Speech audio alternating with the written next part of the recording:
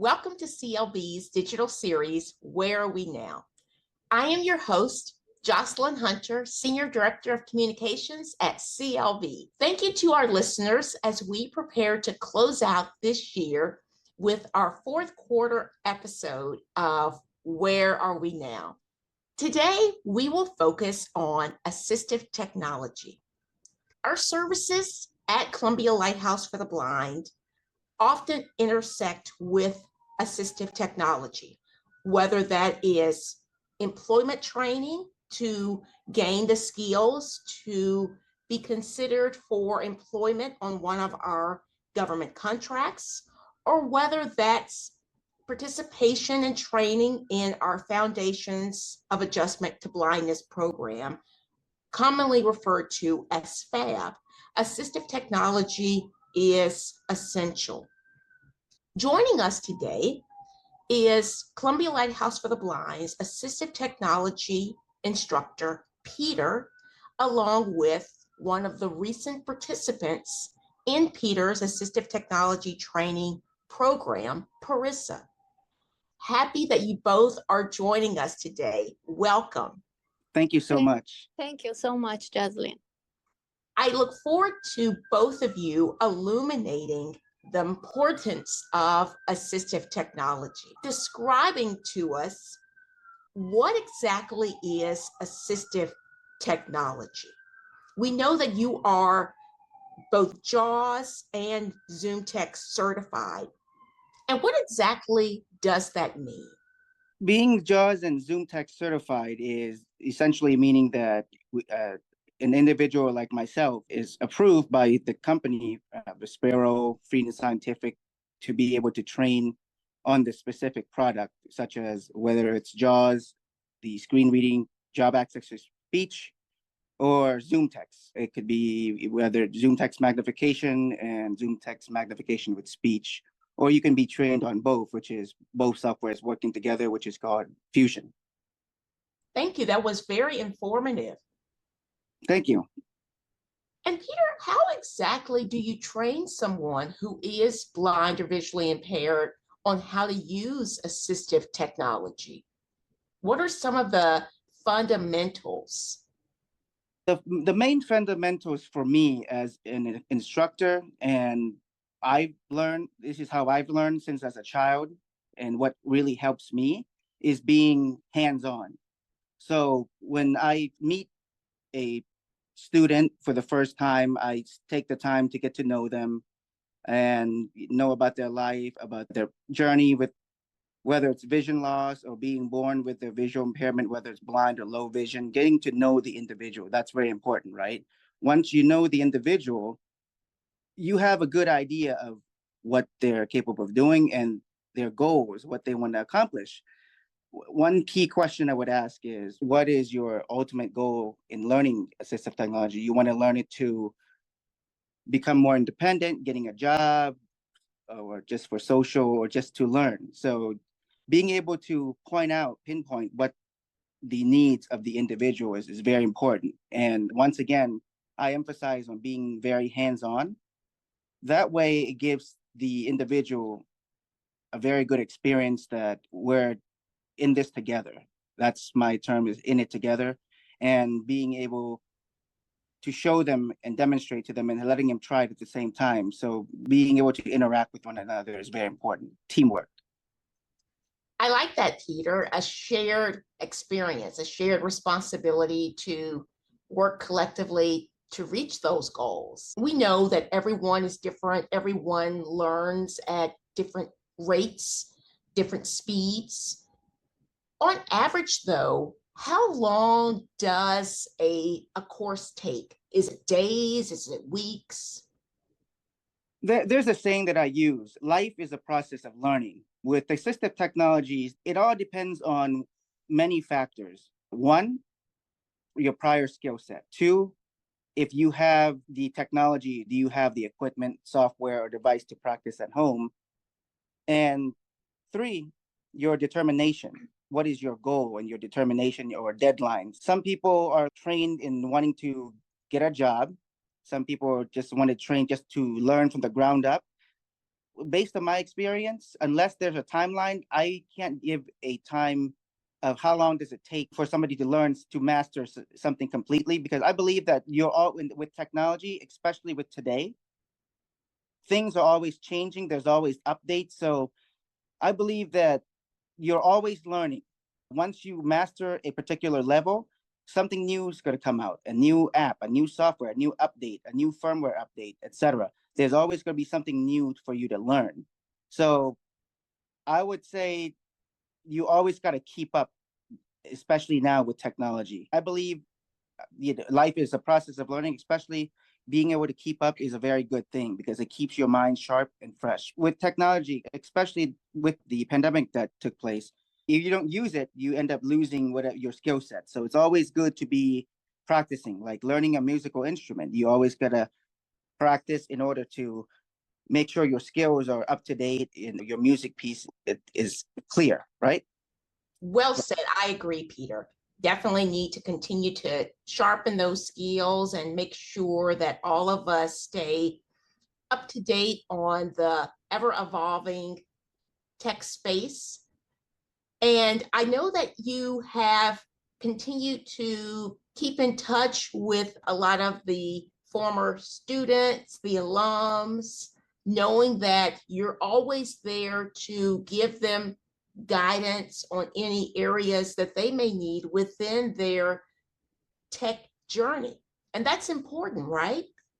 Correct. I have a saying, once we become student and instructor, instructor, student, vice versa, we become for life. So one promise I have for my students, I'm always a phone call away or a text away. If you need help with, if you want to talk, if you need a technology advice, troubleshooting.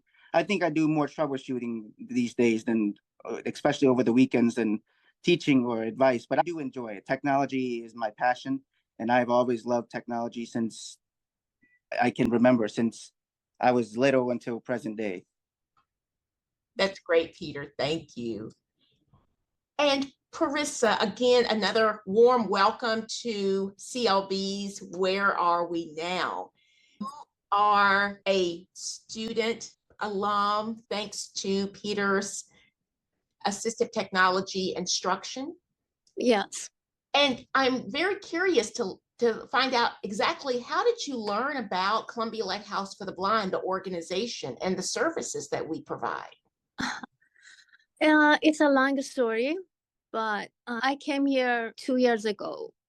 I came from Iran, and when I arrived here, I was legally blind. I have been already legally blind, but sometimes I feel like maybe there is a cure for me. And I went to different doctor's office, and finally I received in NIH. And in NIH, I asked my doctor to help me to learn something new because, everything was new for me. New country, new language, and even blindness was new for me at that time. He suggested me to come here. And he gave me the numbers, their phone numbers. I called them. They assessed me. So you called the Lighthouse, correct? Yeah, both here and something like doors. Doors. Okay. Both of them, Okay. yeah. And you were assessed when you called the Lighthouse. You were assessed by, you did an intake by one of the staff. Yes, Okay. I think by somewhere in Baltimore. Okay. And finally, my counselor referred me to Columbia Lighthouse. And then when I arrived here, I feel like I'm in good hands. It was very friendly. I was very nervous because I told them English is not my first language. I'm a bit scared or something, but everything went well. Yeah. So I started learning JAWS with Peter. At first, the JAWS was scary for me, but little by little, it became friendly. And now I can use JAWS commands. I can type. When I was a child, my teacher in first level told me, Parisa, if you cannot read or write, you are blind. And in my 50s, I faced with blindness. So I decided to learn how to read and write and push the blindness back.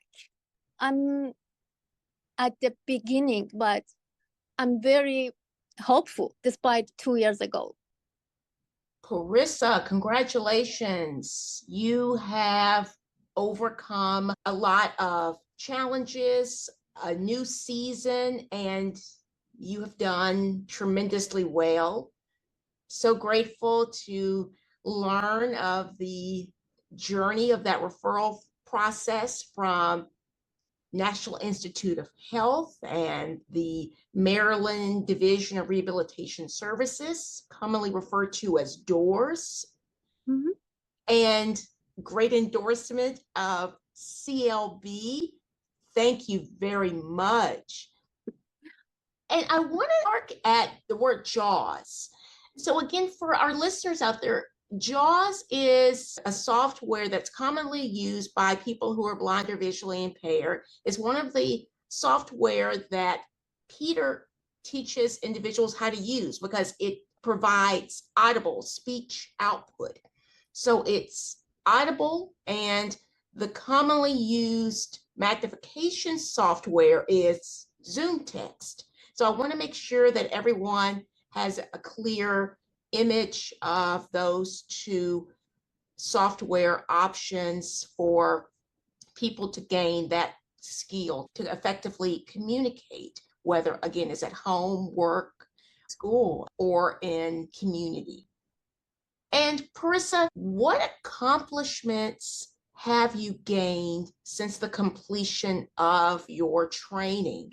And has your training given you even greater confidence to pursue new heights, set new goals? Yes, I think so. Yeah. Everything, every single thing that I have been taught was useful. I'm thinking about mobility. They taught me how to use my new cane and even taught me how to cook safely. And these days I can prepare food for my family. I'm taking care of my sister because she had surgery. They trust me these days more than previous time. And JAWS and typeability, it's fun and it's very enthusiastic for me. I'm learning these days, what you say, the Braille, yeah, Braille. I feel like a child. I have to learn new things, and I think it's rewarding for me. Whenever I touch the letter and I found it, I found out what it is. I became very happy. So the bumps, right? When you're feeling on the different bumps and the dots. Yeah, the dots of the letter. And they are in English. They are not in Farsi. It is challenging and it is exciting. But you're always up for a good challenge, right? Yes. I believe so. Yeah. And I told my doctor, I want to be a part of this society. I don't want to be isolated. And Right. he suggested me to come here to be connected with them. I mean, with you. It was great. Oh, thank you. And again, very appreciative to your doctor, Parisa, your doctor there at NIH, for his awareness of CLB and recognizing our capability to serve you and others within our Washington, D.C. region, our community. And again, congratulations to you for your success in, again, overcoming the challenges and not backing down, but continuing to learn and to be hopeful. As you stated, you're hopeful.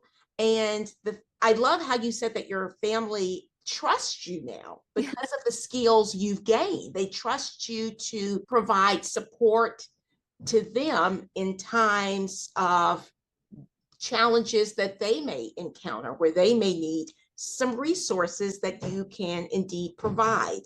So that is a true testament to services rendered, the ability that you have had to receive that training, to retain that training. Again, congratulations to you. Peter, congratulations to you on a job well done. Thank you. And thank you both for joining me today on this episode of Where Are We Now? Thank you for having me. And I've enjoyed getting to know you, Parisa, and looking forward to our continued collaboration on sharing your success. Thank you. Peter, thank you for recommending Parisa to join this episode of Where Are We Now? It was my pleasure. Thank you. And listeners, thank you all for taking time to tune in to this latest episode of Where Are We Now? For more information about CLB, including how you can get involved, receive services, or refer others to services, or support our mission, please visit clb.org or give us a call at 240-737-5100. We wish you well and happy holidays from Columbia Lighthouse for the Blind. Happy holidays. Happy holidays.